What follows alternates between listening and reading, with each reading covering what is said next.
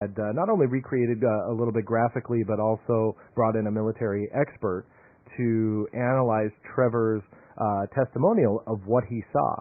Now, Trevor, you're giving the brief overview, but feel free to kind of take it to the next level. I mean, are you saying that these particular craft, did it seem like they were engaging this object? What was your opinion on the connection between this object that you said, what was 4 football fields? Is that what you just said? 4 football fields. That was my original description of it is, 400 yards wide, to the best of my ability. Being able to discern its altitude was difficult because I couldn't believe my eyes. So even viewing it through binoculars, I was able to view it through 12-power binoculars. There are no words. I was looking at what I can only describe as a series of framework with individual amber orbs in sort of a... originally, it looked to me like it was as if someone had built a huge iron outline of a football. So it kind of had like an oblong shape to it, the innards of this, so the whole, so to speak, with random orbs of amber light all throughout, not in any no uniformity to those. Very, there were a lot of clusters there, and then I could just barely catch the glow of those amber lights onto a black surface or a dark surface, and then it sort of just spread out. It to me was a boomerang shape or definitely a winged shape. Oddly enough, only one of the wings, and you can see in the recording, one of the wings has a light on the end of it, a consistent amber light. However, because it flew directly over us, there were 7 other witnesses to this too. It flew directly over us at one point and blocked out all of the starlight. It was massive. It was absolutely. So this was a solid craft, obviously. It was. You weren't seeing multiple crafts or multiple lights that would appear as a craft, which might happen. Now help us out. You've seen a lot of military craft in your time. 400 yards across.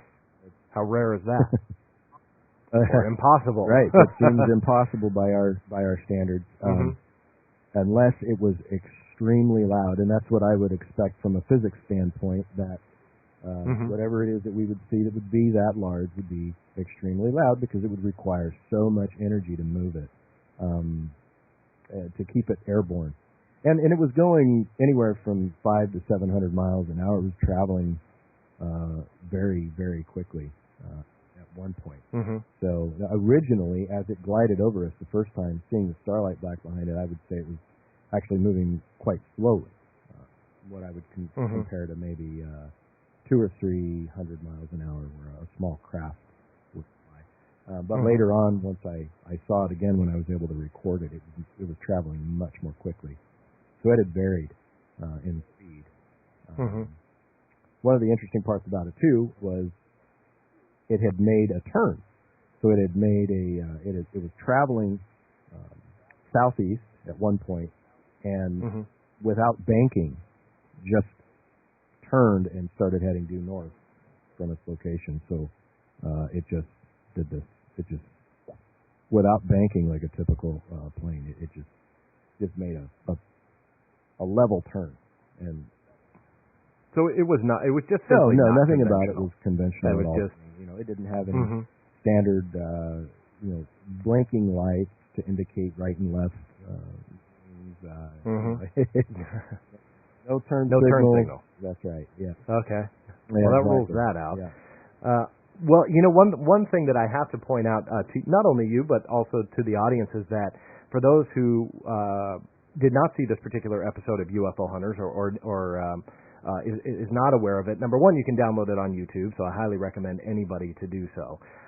But what is amazing to a television producer, and I'm removing myself from being connected to the Black Vault, talking strictly as a television producer, you need a couple things for a great story. Number one, you need somebody who knows what they're talking about and somebody who doesn't sound absolutely insane.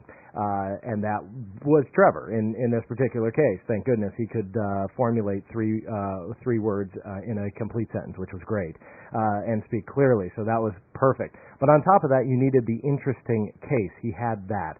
Number 3, you needed some type of photographic evidence, okay? So he brought to us a video. Now, of course, a video can always be better. It doesn't matter if it's mounted on a tripod or if it's Steven Spielberg's camera shooting a movie, he will always tell you that video shot could have been a little bit better. Well, the same is true for UFO videos, but Trevor had something. He had something to show us. But on top of all of that, what we took away was not only Trevor's testimonial, not only his video evidence, but we took a military expert to analyze not only the video, but also Trevor's testimonial on exactly the formation of the craft and so on, and his opinion, and with his military background, and he is smarter than, quite a few people I have interviewed in my day about military history, tactics, and military strategy, was that these craft were in an attack formation. This is what he said on the air. That is exactly how Trevor described them. That's exactly how the video echoed his testimonial, and on top of all that, a military expert confirmed all of it. So whatever this aircraft was, it was definitely being engaged by these aircraft. And that really was, and again, speaking as the producer of that show, writing some of these UFO episodes are not easy. It's not. But that one came together so perfectly because we all just kind of looked at each other after the military expert heard you and saw the video and said, okay, this is my opinion. We all couldn't believe it. So we thank you, as collectively, as a whole, for coming out, because it's not, in my opinion, it wouldn't be easy to talk about this because you're talking about stuff that really doesn't exist. A 400-yard wide craft coming over Lake Havasu City being engaged by military aircraft, I'm sure that doesn't sit lightly. That's not something that you would just blurt out at dinner, but correct me if I'm wrong. That whole long-winded point leads to my next question. Is this hard to talk about for you, or is it just, hey, this is what I see, here you go? That's a really good question. I do feel unique in this way. Originally, I'll stick with my term, being a magnet for events and not getting carried away with all of it and just sort of observing it and trying to kind of reason and figure, okay, what is it I'm looking at? I'm able to see it. I'm able to formulate the words to describe it. So I've chosen in the past with this sighting. I did post it on MUFON's website originally at the direction of JJ, my friend JJ. He kind of said, hey, you should put this up and see if anybody else saw it, which I thought was a good idea. And then the one that was in our News Herald newspaper, which is the sighting we originally started with, that dome-shaped object, that I also went on. I think that one I went on to the National UFO Reporting Agency for that one, and as I started reflecting back at what I have seen before that, several cases, I started thinking about all of it, and as you know, before we decided to do this, I actually came to the conclusion I was going to stop talking about it. I was going to let it be, let these things be, and not be real vocal about it, except to my friends and family. I'm not shy at all to talk about it. I was the UFO guy at work for a while, and I've got I know alien. It's really funny because at work I've got just a standard Dell computer, but I've always wanted an Alienware computer. Anyways, yeah. So the IT guy cut out an alien head and taped it onto my desktop. Nice. And so, anyways, that went on for a little while. But, I've always wanted an Alienware computer myself. Yeah. And if they ever want to sponsor this show, it's the Black Vault Radio Network. Yeah. But no, I think that is courageous, and I appreciate you coming out and really giving your story and not stopping. And I don't want to cut you off. Unfortunately, we're running out of time, but there's a couple things I do want to deal with before we go. And one of my last questions to you for the audience is this, and this ties into the new feature on the Black Vault, which is getting a ton of traffic. In fact, I may think that it's going to overtake the amount of traffic that goes to the government document database of this case file database. So anybody who's listening, I invite them all, if you've seen something strange, by all means document it. Because as Trevor is a prime example, these things happen, and these things are not abnormal, and you don't have to be afraid to speak about them. And it helps other people realize, hey, if they saw something maybe even down the street from you, that they can talk about it openly too and not be afraid. So let me ask you, Trevor, what would you say if I was just Joe Schmo listening to this radio program and I've seen multiple UFOs, but I do not want to tell anybody about it, and I won't, and I'm not thinking about it, should I, and why? Well, I think that anybody who is going to experience something like that or has experienced something like this, even if you have to come forward anonymously, and I appreciate as a producer that anonymity is not the key, because anonymity means you can just go hog wild with whatever detail you want. No one will hold you accountable to the information you're providing. That's the paradox. However, we can. It's seen by now, decade after decade, that we're not going to get full disclosure anytime soon. It doesn't look like it. Yeah.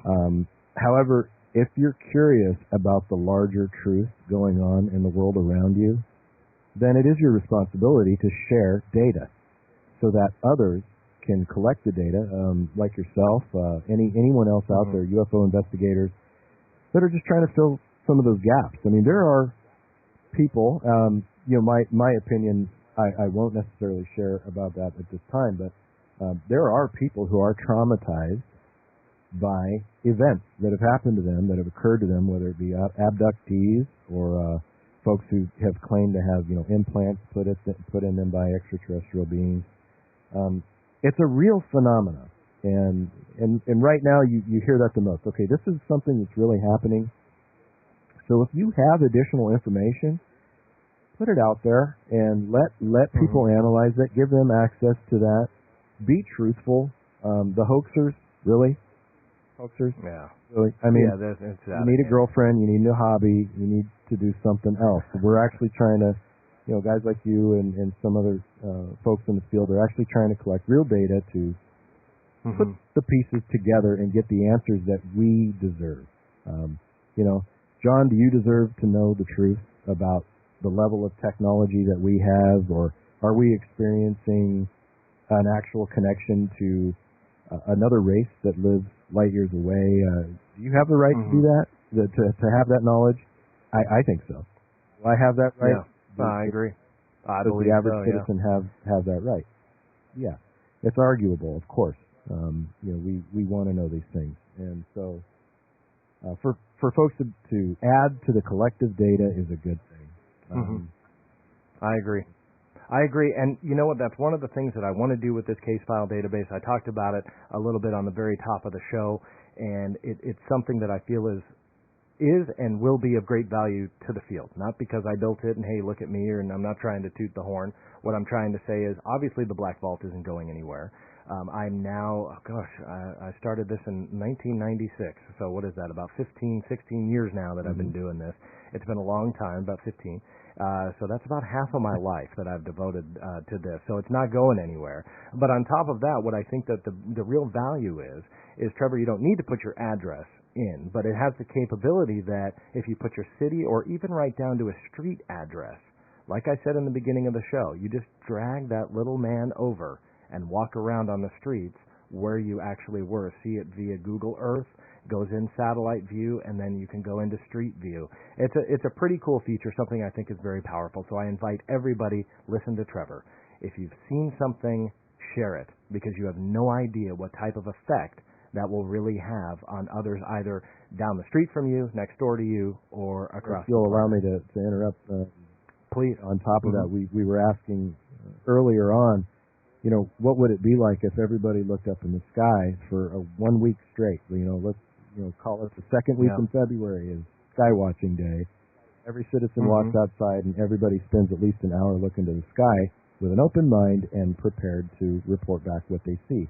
Statistically, sighting would go through the roof. So what does that mean? It means more collective data so that we can come to some kind of a conclusion. For the skeptics, we can come. I'm not saying I'm a skeptic, but for the skeptics, they can